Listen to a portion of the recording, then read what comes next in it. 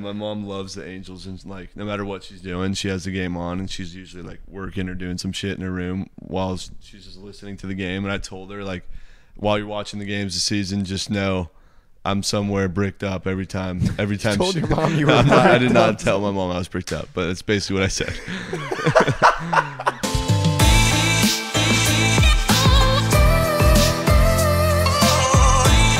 Welcome back to another episode live from the dojo. Remember, you can get this podcast wherever you get podcasts. That means Apple Podcasts, Spotify, and the YouTube. Make sure you like and subscribe. We got a good show for you guys today. We got the Goat of the Week. Or no, we don't have Goat of the Week. We have Common W and the Cake Report.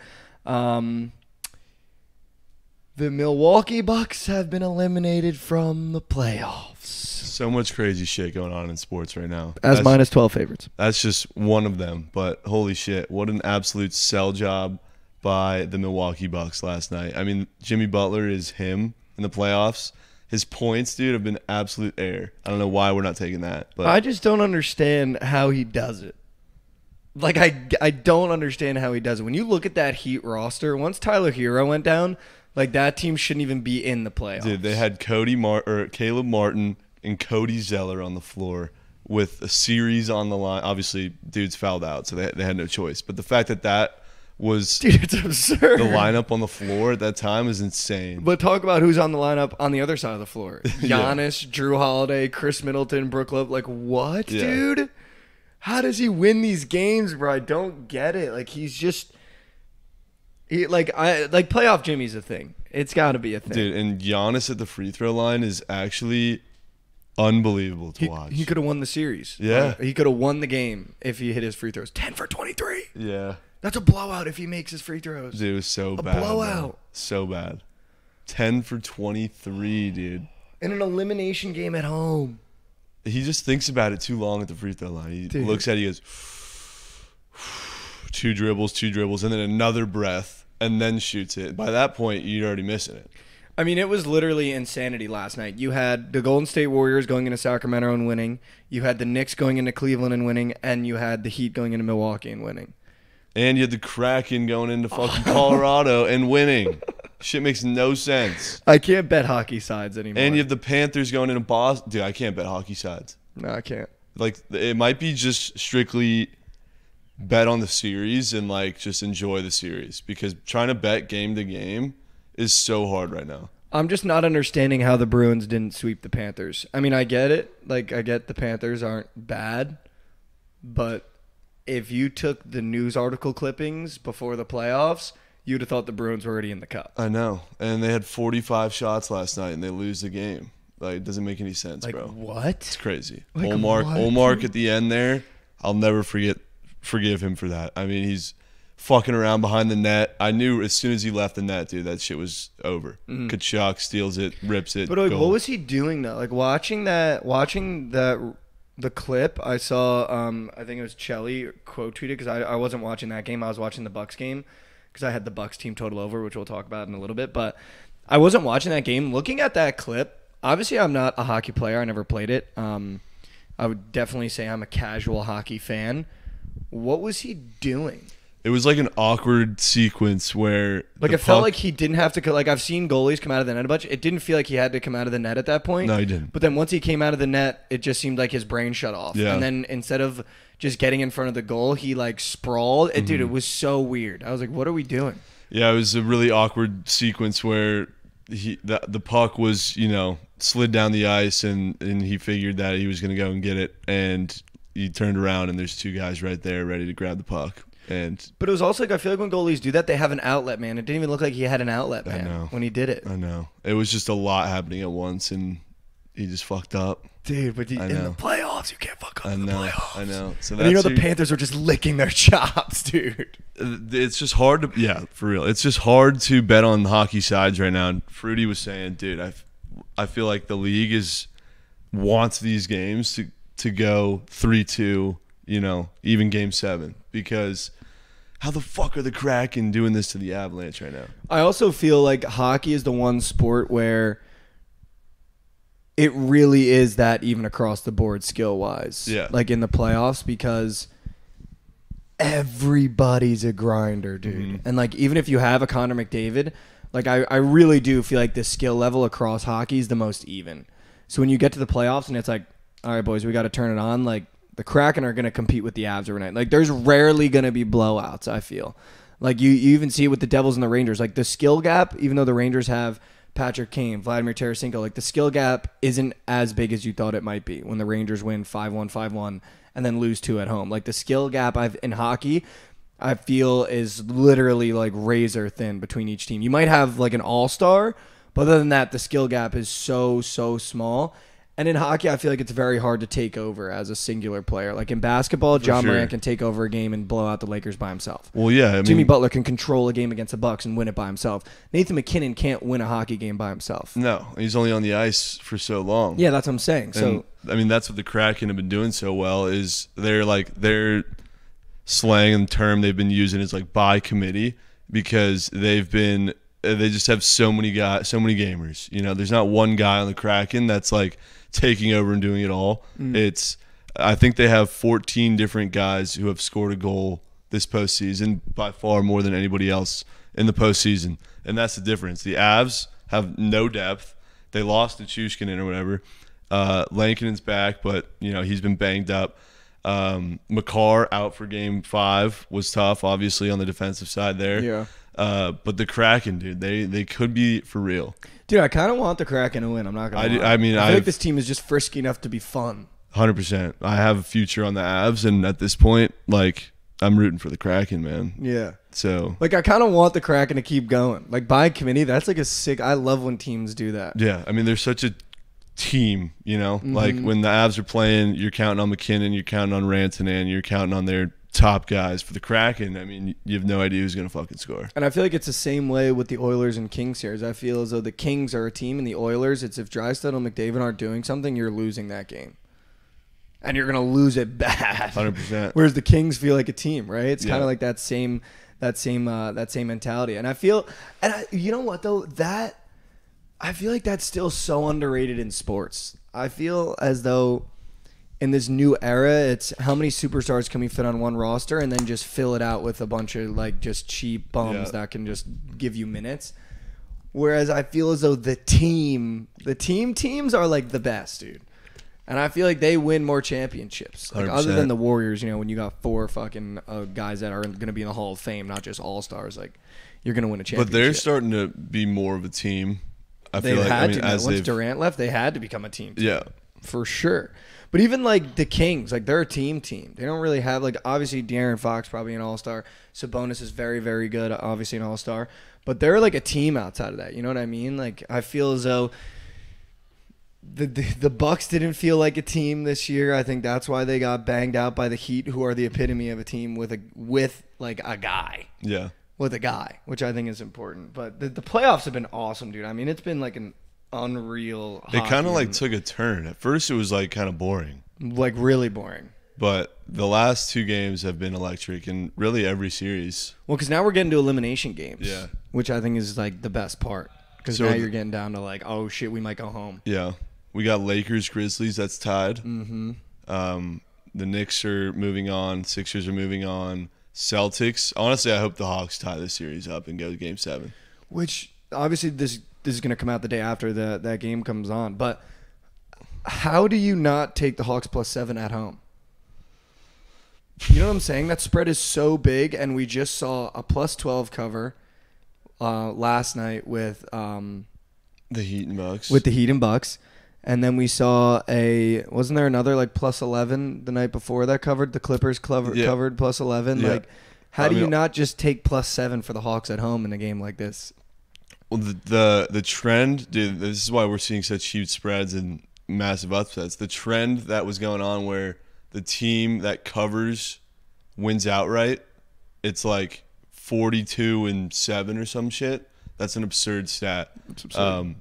But you know, now we're seeing these 12-point dogs go out and win outright. Shit's insane. But like that trend continues to still work. And I think it's tough too though when you look at that Hawks team, because obviously they win that last game. Trae Young's unconscious. He's pulling from the fucking logo. He's just so inconsistent. I know. That It really could be the Celtics come out there and go, all right, I mean, we're just going to actually put one on you now. Like, Trae Young's not going to hit from the logo again. Like, you know what I mean? Yeah. Trae Young's not going to drop 40 on us again. Yeah. Like, he's so inconsistent that it just might be the Celtics -7. But then you could be the guy holding a Bucks -12 ticket and just look like an idiot holding a Celtics -7. Because like, in the same scenario, and you're like, all right, they're at home and in a game where they can tie the series up. Yeah, I mean, is Tatum going to go under points again? I bet he does. I bet he does. This is airing tomorrow, so we'll find out tonight. But dude, he hasn't gone over, I feel like, since the regular season. It's frustrating because the era of NBA we grew up in, if you were the guy, you stepped up. When the series is on the line, Kobe dropped 40. When the series is on the line, Dwayne Wade went and got 40. When the series is on the line, LeBron James went and got 40. When the series is on the line, Tim Duncan and Tony Parker combined for like 50. When the series is on the line, Dirk Nowitzki gave you 35, 40. Like, this new era of the NBA, the guys that say they're the guys, they rarely show up, dude. Series on the line, Jason Tatum's got 19 points. Yep. Series on the line, Giannis is 10 for 23 from the free throw line.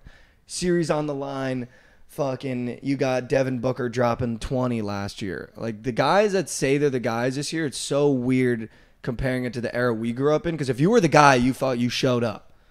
If you were going into this game 15 years ago, dude, and it was Dwayne Wade on the Miami Heat, and he was playing the Sixers or whatever, and you were like, Dwayne Wade scored 19 points and they lost, and now the Sixers have a chance to tie the series. Dwayne Wade comes out and drops 40. Yeah. Like, when you're like, does Jason Tatum go under his points again? I would bet he does. Because it just doesn't feel like the guys are the guys now. You know what I mean? Facts. Like, Ja Morant going into L.A., an opportunity to, like, really beat the shit out of the Lakers, drops 19 points. Not when they're back in Memphis. But, like, when you, after scoring 42, you have a chance to then double your performance and, like, get one in L.A. and you drop 19 points. Like, are the guys in the NBA this year? Are they? You know what I'm saying? I do. Yeah, like, I feel like it's so different from what we grew up watching, and trying to, like, compare it to these guys. It just feels very, I don't know. And I feel like they play less defense now. So it's like, how are we not dropping 30 night in and night out? You know what I'm saying? Now that the Bucks are out, who do you think wins the finals? I think the Knicks are going to the finals. Really? Dude, again, though, we were just Even talking with Randall, about do you see Randall get hurt? But I feel like they play better without him. Did you see his body language when he was out? Yeah. He wasn't even sitting on the bench. Yeah. He was sitting, like, courtside on his phone, dude, while they're eliminating the Cleveland Cavaliers and, like, going to the second round for the first time in, like, this century, dude. Dude, I had his under fantasy score in that game. Someone gave it out on stream, and he was about to go over in the first half. He was balling. Yeah. And then he, like, seconds left in the first half, he rolls that ankle, doesn't come back, stayed under. Electric. You were just like, I was like, wow. Yeah. Ended up losing that a 6-legger on stream that we cooked up by half a pitching out. Yeah. Wow. Yeah. Piss. Wow. Yeah. Look at this shit. It's fucking. I lost my 2-piece. It was Malik Monk more than his points and Drew Holiday more than his points and assists. Malik Monk had 0 points going into the fourth quarter, and I needed more than 16. Oh, yeah. And he had 19 points in the fourth quarter. So I was like, oh, my God, we're at the table. Yeah. Half a pitching out from Michael Wacha.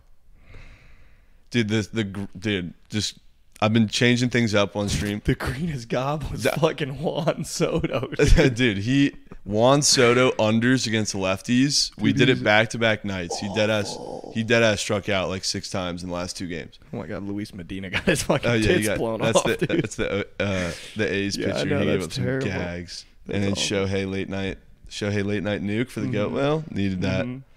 No, what was I saying? And then I had Drew Holiday points and assists. He had 24 and didn't score a single point or get an assist in overtime. No way. Didn't cover, dude. So I lost my 2-piece gob. I was like, dude, are you fucking kidding me, man? Like, come on, dude. That's moose shit. I haven't hit a PrizePicks in 3 weeks. Even I've posted. A 2-legger? That I've posted, no. That I've posted. I haven't hit a PrizePicks in 3 weeks. I'm like, dude, I had my first, like, real positive day yesterday, and it was 3-2. Did you end up taking Angels by 2? No. I don't know the Angels well enough to be like, they're going to bounce back and bang them out. Didn't respond till late. No, but what were we just talking about? We were talking about who's going to go to the finals. Who's going to go to the finals? Here's my thing. We were just talking about with the Kraken. The Knicks are a team, bro. You saw it. Yeah. They win the game, and fucking Jalen Brunson does a C1, send one. The whole team on the plane sends it. Josh Hart sending it. And this is going to feed into my next question, too. Without Julius Randle, to still beat that Cleveland Cavaliers team in Cleveland, when he went down early, this Knicks team is a fucking team, dude. I think you lose Julius Randle, right? That hurts. He doesn't take a lot of high IQ shots, it feels like. And he never knows when he's off. So it's almost better when he doesn't play because Jalen Brunson, I think, is probably the best player in the playoffs right now. I don't really have a problem saying that. I feel like I could argue with anyone about it. I don't really know anyone that's been as consistent and as dominant as he's been in terms of like controlling a game in the paint. When you watch him, dude, it's a classic Villanova player. Yeah. Like when the Cavs are getting hot, he's slowing the game down. And he like makes the Cavs like play at his pace. And then when the Knicks are running, dude, he's fucking like gunning. So he's just got that classic Jay Wright, like he's going to control the game. But RJ Barrett's starting to play well. Yep. I think he's so hard to guard, dude. Like I think the Heat are really going to struggle guarding him. He's so long as a 2-3. And Mitchell Robinson, dude, out of nowhere is like busting. Yeah. He's busting. And then, by the way, like the reason why I said the Knicks are going to go to the finals is because Josh Hart is actually going to put the clamps on Jimmy Butler, dude. Josh Hart is like Marcus Smart if Marcus Smart took crack and played defense. Well, so it's going to be Heat, Knicks, Celtics, Sixers. Wow, those are two good series. And like I think the Heat might get swept if Josh Hart figures out Jimmy Butler. It's really hard to figure out. No one's figured out Jimmy Butler. But Josh Hart's job when they go into games is, shut down their best player. That's why Donovan Mitchell struggled every fucking game, dude. Like, Josh Hart is the guy. And that's what you need. You need a solid guy to play defense, and that's why I don't think you really need Julius Randle. But when does Julius come back, Nick? Can we check? Because how bad was the ankle injury? It was pretty bad. Yeah, it sounded bad. But, like, Tyler Hero fractured his hand, and he might play this series, right? They said it was, like, a month. I don't know. So he might play at the end of the series. Who would you pick? I'm going to pick the Knicks. I like the Knicks, too. I'm not really high on the Heat, even though they just freaking But I mean, to win it all, I'm going to pick the Knicks. Oh, you have the Knicks winning it all. Like, I think this might be like, dude, Jalen Brunson's just so hard to bet against. And the Celtics don't look as good as I thought they were. The Sixers could be sneak, but they played the Nets, so nobody knows how good they really are. I still think it's the Nuggets. I will tell you what, though. I truly think the Nuggets might gentleman sweep the Suns. Really? Yeah, dude. I forget who said it. I was either listening to someone or I was out and they said it. If it was someone famous, I'm sorry. I'm not giving you credit because I just can't remember. But someone said, you're telling me the Suns starters just played 45 minutes a fucking game and now they got to go up to Denver in that altitude? That sucks. Like, dude, they're going to get their dicks punched off by the Nuggets. I really do think that because now they're playing a team that has depth. The Suns, you can't play 40 minutes a game against the Nuggets and beat them in 7 games. You just can't, dude. In Denver, too. Yeah, like you can't, dude. Like, they're going to lose game 1 and 2. I really do think that altitude's going to fuck them, dude. You're playing 40 minutes a game, now you got to go play 40 minutes in altitude? Dude, that's tough. That is tough. In a playoff environment, like, the Nuggets might just run through the Suns. Yeah, I'm still high on the Nuggets. That's going to be a good series, too. But, no, that altitude, dude, I was watching a video. Bones Highland was talking about it last night. And he was saying that it's 100% home advantage, no doubt. Oh, my God, yeah. And what was KG saying? He was like, they do announcements while you're warming up. They're like, if you start feeling lightheaded, please call the help. And he's like, what the fuck, dude? That clip fucking killed me. Do we have it, Nick? Yeah, it doesn't say. It just said, all it says was he left yesterday, and there's no timeline right now. Oh, no timeline. Wow, okay. I mean, yeah, all right. But what I was going to say is feeding into my conversation is what city is the best sports town? We had talked about it a little bit last episode, but we didn't get into like what city do you think is the best sports town? I truly think it is New York. Well, I mean, it's got to be New York or Philly. But I don't mean success-wise. Yeah, no, just I mean rabid fan base-wise. When the Knicks are playing well, they shut the streets down. You Yeah. got Bing Bong, like Kevin Durant. Do you regret not coming to the Knicks? Like when the Yankees are hot, they're going fucking bananas. Like there is no city that is more rabid for their teams than New York. With the lack of success that New York teams have had in the past decade, 2 decades, other than, our whole exclude the lifetime, Yankees, dude. basically our whole lifetime, to still be that rabid Like, you're already seeing it now. All the Boston teams suck, other than the Bruins. The Boston fan base is almost non-existent. You don't see anything about them. They barely fight on social media. They barely do shit with anything. The Knicks, dude, when they're fucking like 6-74 in basketball, they'll still be like, dude, fuck you guys. Like, we're coming back next year. Like, we're gonna hit the draft. Like, fuck our GM. Like, it's like whatever. Like, there's no city or sports town that I think rides harder for their teams than New York. When the Giants are in the fucking Super Bowl, when the Giants suck, when the Jets, like, there is no city that is better than New York in terms of, you know, we had Chelly on the couch talking about the Rangers missed a power play and they booed them. Like, there's no city better than New York in when it comes to sports towns, and I really do believe that. Yeah, I think them or Philly are up there too. A lot of the comments we got were Boston. I think Seattle could be up there. We didn't get a lot of Philly, dude, but I think Philly is too. Philly's just as rabid. It's got to be Philly, New York, Boston. But, I mean, you're shitting on Boston. You're gonna get chirped by some Boston fans, by the way. Well, dude, but that's fine though. But where are the where are the Boston fans at? You know what I mean? Like, I can always find a Knicks fan. I mean, the Bruins fans travel better than any team in the NHL. They don't want to pay money to sit at home, dude. Knicks fans will literally... Because that shit's sold the fuck out. Because Knicks fans will spend their paycheck to sit in the fucking nosebleeds, and Bruins fans like, oh, you know what, hon? It's actually cheaper if we just... It's actually cheaper, hon, if we just go to the fucking Devils game. We hop on the train. It's like, yeah, dude, fuck you. No, I'm just kidding. Not fuck you. But you know what I'm saying, though? Like, there's... Like, you're even saying, like, the Bruins fans travel better because it's cheaper to go. Like, okay, that whatever. Like, you think it's not expensive for Knicks fans? They will literally, like, be working construction 9 to 5, and they'll be like, all right, my paycheck, so I'll go watch the Knicks play.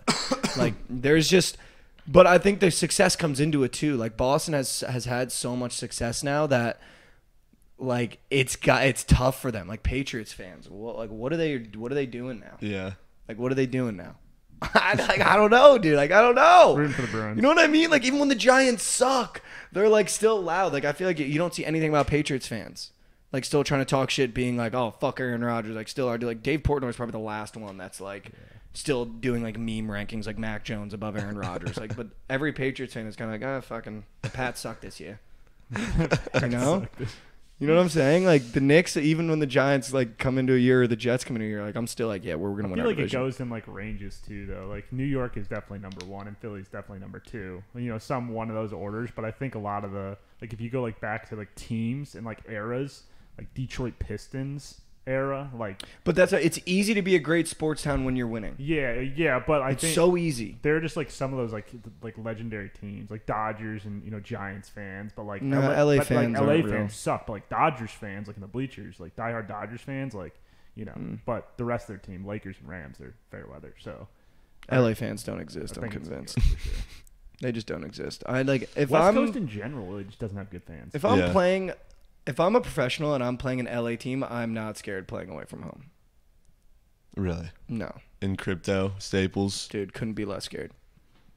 Half of them don't even know the players on the team. They just want to wear a nice outfit because they're in LA. And they're like, I might see fucking Will Ferrell sitting courtside. No, I'm not gonna retaliate there. I think LA has pretty shitty fans. Yeah, but like, you're like a Thunder fan. That's a great fan base. Like, I feel like they've been rabid. Very good fan base. Yeah, very you know loyal fan base. Dodgers, I guess I'll give you Dodgers. Dodgers are a good fan base. Chicago's probably... Chicago's a great sports town, but again, lack of success there too for them. Cubs fans, I feel like, have been through the thick, you know. Cubs fans for Cubs, sure, yeah. Bears, Blackhawks fans. Blackhawks. I've had a little bit to go for. Like, Cubs fans won 100 years without a World Series. Yeah, they were out there in Wrigleyville and in the bleachers most of the time. Yeah. No, but I think it's easy to be a great sports town when you're winning. That's why Boston, you know, from when we were growing up, you know, you're not on the East Coast, but being on the East Coast, like, dude, I'm in school in New Jersey and I got 12 Pats fans in a 20 classroom, in a 20 kid classroom. Like. But it's very easy to be a great sports town when you're winning, and that's why I think I would put New York at number one, because regardless of what's going on, like, they are rabid. Yeah, they're crazy. Rabid. And when they get just a sniff of success, it's insane, I know. Dude. Like you'd think the Knicks won the finals already. Dude, the Bing Bong guy DM'd me. What? Like, the actual Bing Bong guy. That was actually him? No, that's actually him. The guy that went Bing Bong the first time. No way. That's actually him. I just thought I was so confused. You sent me that DM. I was just like, No, that's like actually the Bing Bong guy. Because No I way. tweeted Bing Bong with a clip of like the Knicks guys, like, or the Knicks fans doing this, and he just like DM'd me. It was like Bing Bong legend. that's hilarious. Dude, it like killed me. Because then I went to his Twitter and he's got like kind of a rabid following. Really? Like he doesn't have a lot of followers, but like every time he tweets, it gets like 300 likes. Because like New York, stand up. And then he'll tweet the clip of him going Bing Bong. It's like the funniest shit ever. That's hilarious. No, I think I would put New York at number one. Who would you put at number one? No, I'd have to go New York too. Put New York. Nick? It's definitely New York. Yeah, I think so too. You're going to get an argument from Philly, though. Because Philly is, I think Philly's a little bit different. I think they're, like, best sports town or best fan base, it's probably New York, but most passionate, it's, like, definitely Philly. Yeah, I would go New York, Philly, Boston, Chicago is my four. Yeah. In that order. And I think New York and Philly are very close. Yeah. But I think it's because it's almost geographically why. Mm-hmm. Like Philadelphians and New Yorkers, like the diehards, are almost like the same. Right. Philly's a little more like dirty. And New York, too, is like you got the Mets, you got the Yankees, you got the Rangers. Like everyone really has their allegiances and are very passionate about like those allegiances. Very. Like if you're a Yankees fan, it is fuck the Mets. But if Yeah. you're like I don't know, Devils, Rangers necessarily, or I guess Islanders. I don't know how- Islanders, Sabres. What's the rivalry up there for hockey? Well, New York and the Rangers and Devils are like the rivalry That's the because we've rivalry? played in the Yeah. playoffs so Okay. many times. Gotcha. But no, yeah, I mean, dude, there's like fucking the Nets suck. The fucking Yeah. Brooklyn people suck too, though. No, but yeah, I feel like New York's probably the best. I would go New York, Philly for sure. Boston might even move down to 4, dude. I feel like I don't see enough Boston. You know what I mean? Like, do you see a lot of Boston other than Dave Portnoy? Yeah.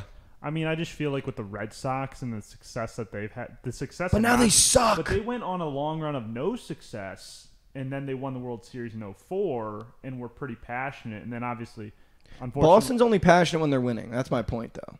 like everything that happened with Boston Marathon bombing, that kind of rallied the city a lot. I feel like too, and that was pretty cool with David Ortiz and stuff. But like, I feel like even if you're a baseball fan, like Trent's, you're a Poppy fan, like with Ortiz, like Fenway, like as a baseball fan, like I don't know, it's just a good city, even if you're winning or not. Yeah, Boston's got to be in the top 4, 100%.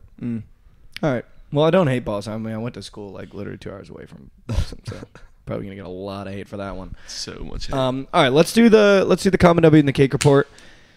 So the common W, obviously, we end every week's show with it. It's something that went right in your personal life or your betting life this week. It's something that went positive in your personal or betting life this week. I'll start it off. My common W this week is, well, I got 2 of them. One, we got Nick's birthday coming up. I think that'll be a good time. We got it coming up this weekend. My second one is thank you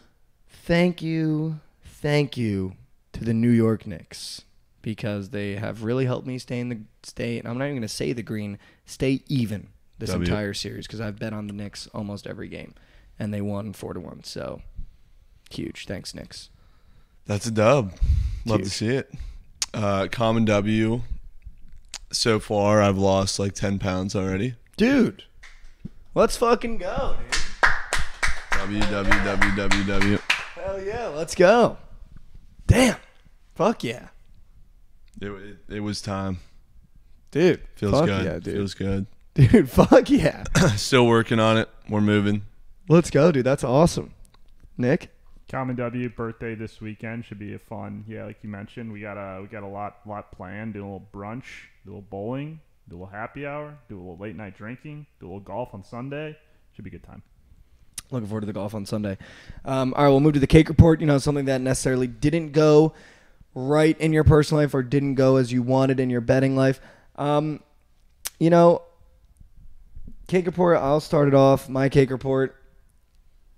There is nothing worse than being cold in betting. Because when you're hot, you're picking with confidence and you feel as though you're seeing the board correctly. You know what you're picking. But the minute you lose that confidence and you go cold, dude, it is dark. And I've been going through it the past like 3-4 days. It is so hard when you're cold because you're second guessing, triple guessing. You have no confidence in yourself. And when you're on the wrong side, you're like, dude. And especially when you've been losing the way that I've been losing, it affects like your mental health. It affects like your physical health.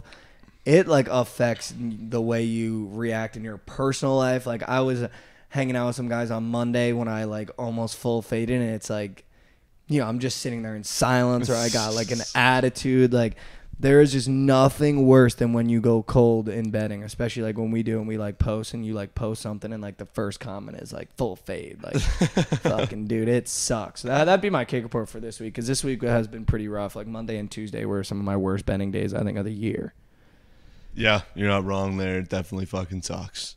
Cake report. I've lost 2 6-leg prize picks by 0.5 in the past 2 nights. Come on, man. First night, we had a chance to get tucked, and the guy comes up, Matt Duffy comes up to bat, gets pinch hit for. No. Which, yeah. Just you can't make it up. I needed a base hit for like 10 racks. Why do you get pinched hit?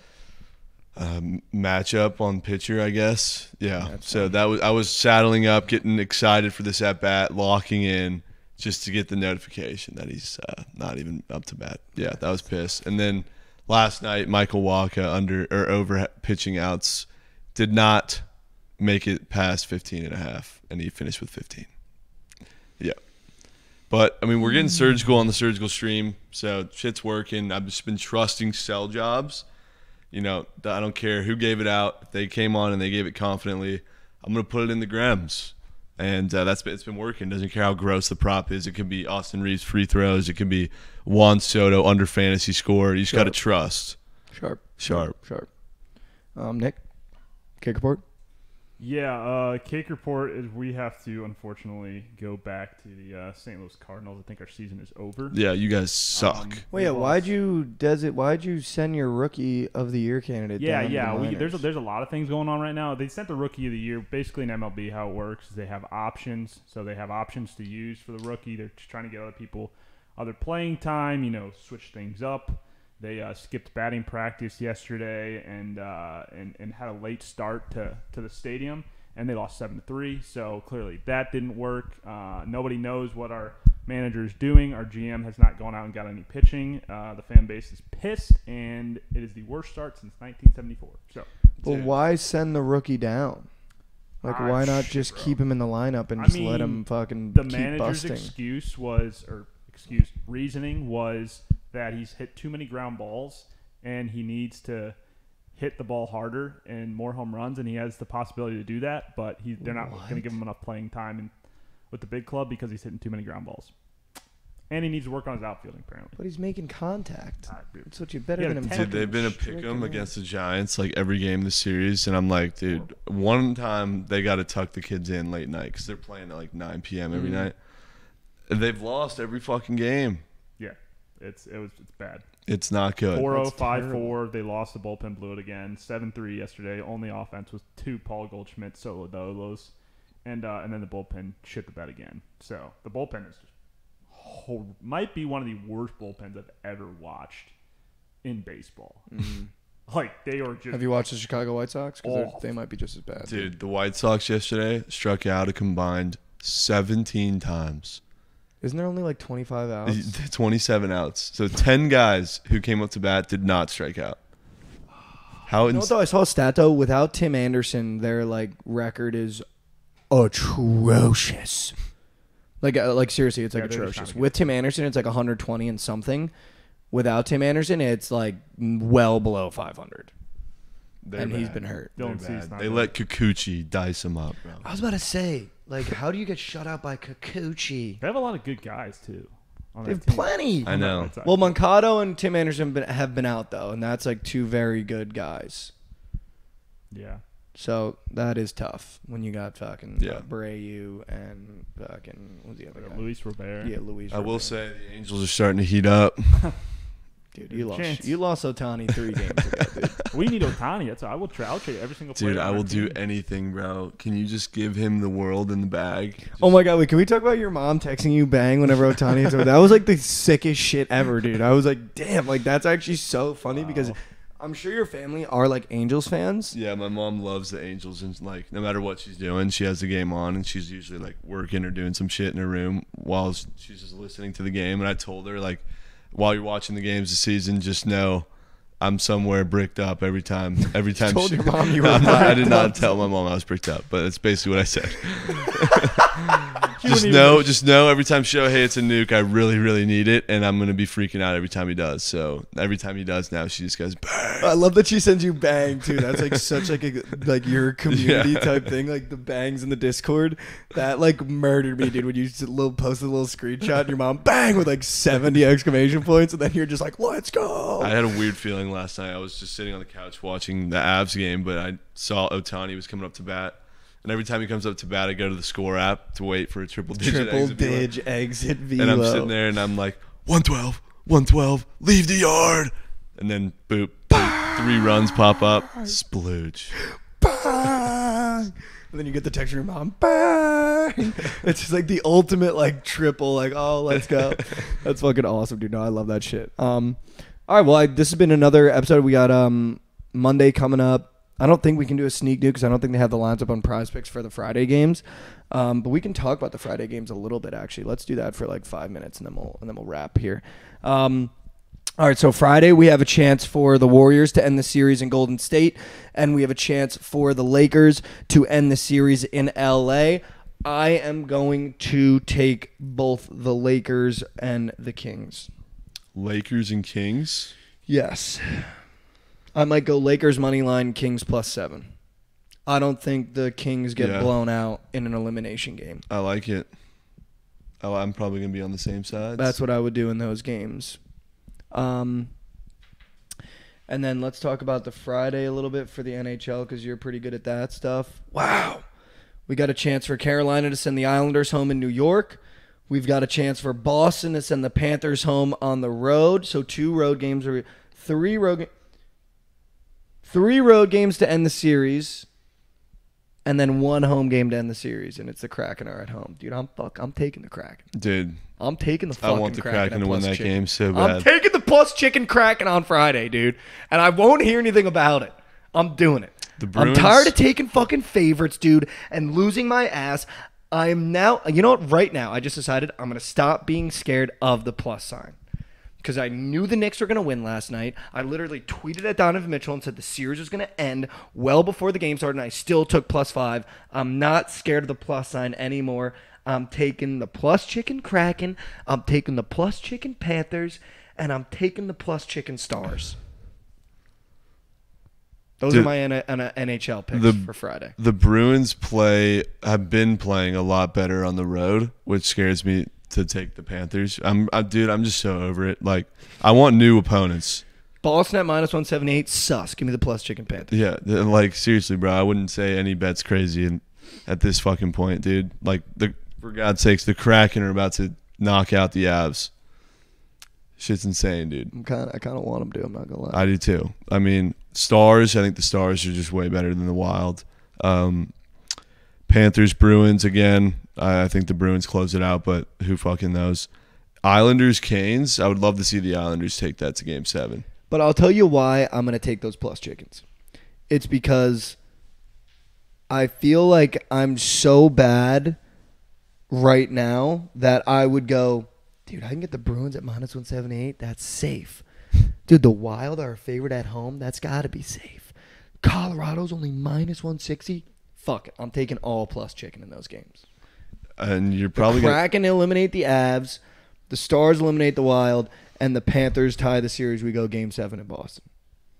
That's what's happening. None of those bets are crazy. That's I mean, what happens. the fucking Heat just beat the Bucks last night, so anything can happen. Down like 20. Yeah. Came back and won outright. That was insane.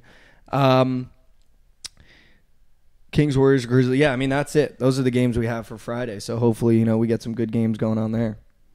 Also, like, here's my thing, too. De'Aaron Fox fractured his fucking hand and dropped 40. Like, I feel like fractured was a strong word. Everyone was tweeting. Did he drop 40? Yeah, he had like 30-something. I thought he had 24. No, I thought he had like 30-something. Pretty sure he had 24. He had 24. But this is what I'm saying, though. Like, with a fractured hand, though, I expect him to have, like, nothing. Dude, these NBA lines on the props are so damn sharp, bro. Fox was 24.5, finished with 24. Curry was 31.5, finished with 31. Mitchell finished with 28. His line was 29. I think Jalen Brunson's line was 23, finished with 21. This shit's so sharp, bro. It's unreal. It's unreal. Oh, I did want to ask you one last thing right before we wrap because I thought this was an interesting point. One guy on ESPN, it might have been like the Nick Wright guy. Looks like a gremlin, like one of those, like, you know. He's with Fox. Fox. Okay, yeah. I think it was him. He was talking about it. We never got to see LeBron be LeBron in terms of when he came in the league. It was rings. You have to win rings. So he's always had to play unselfishly because he had to be on teams to win rings because the minute he came in, the expectation was you have to win a ring. But we never, which, like, now that I think about it, it's true and it pisses me off. We never got to see LeBron be LeBron in terms of just taking over games and being selfish. We've never seen a selfish LeBron. And the only time we saw it is when Kyrie and Kevin Love went down on the Cavs, and he was dropping 48 a night. Yeah. And it was like unconscious. I wish the expectations on LeBron weren't as high as they were, which, by the way, I don't think any other player in the history could have came in with the expectations that he had from a high school kid being on the cover of Sports Illustrated and have the career that people laid out for him. It is so rare for an athlete to have people go, you're the chosen one from a young age, and literally live up to it. And actually be in the conversation with a GOAT. And, like, as I'm getting older, I think he's probably the greatest of all time, like, comparatively to Michael Jordan. I think Michael Jordan's got 6 championships. I think Michael Jordan is great, but, I mean, like, LeBron James is, like, dude, doing what he's doing right now, like, still at his age and coming in the league at 18, like, dude, he's probably the greatest player to ever play the game of basketball. Facts. But we never got to see a selfish LeBron that goes out and does what Ja does and, like, has no one getting mad at him when he takes fucking 30 shots a game, or did what Kobe does and take like 40 shots a game. Like, we never got to see a selfish LeBron because it was the goal. You have to win rings. If you score 40 points but you don't win a ring, I don't give a fuck. It's like, damn, dude. Like, I wish we got to see a selfish LeBron like more than one series because I think it would have been so sick, dude. Does that keep you up at night? It will now. Because imagine a selfish LeBron, dude. We've never seen. Imagine a selfish LeBron that comes out and just like literally puts it on your head every night when he was in his prime. Even in Miami, it was Dwayne Wade's team. It wasn't his team. He couldn't be the guy that came out and was fucking like balling. It was like second fiddle because he knew he had to be unselfish because he had to win rings for everyone to give him any sort of validation. But a selfish LeBron, dude, I think would have covered the scoring title 8 years ago. Facts, easily. 8 years ago. No doubt. It's frustrating that we didn't get to see a selfish LeBron, dude. Would love to see that in this postseason somehow. But he's already too old now. Yeah. But he can still give you like 30, which is insane at like 39 years old. I mean, that's fucking cracked out. But, yeah, this has been another episode of TFM Bets. We got another episode coming on Monday. Crazy weekend of sports. I mean, we're going to know basically the second round of every single playoff series going into Monday, so that'll be an exciting show. But, yeah, tell them where they can find you. You can follow me on Twitter, TikTok, Instagram at Boogie with Trent, and tune into the Twitch channel, Surgical Stream, every weekday, 1 p.m. Central, at Book It Sports. You can find me everywhere. I'm Mikey Overs, except for Instagram. It's michael.j.overs. Make sure you share the pod with a friend, like and subscribe, and you can get this podcast where you find podcasts as well. And we will, in fact, be seeing, guys. Be seeing.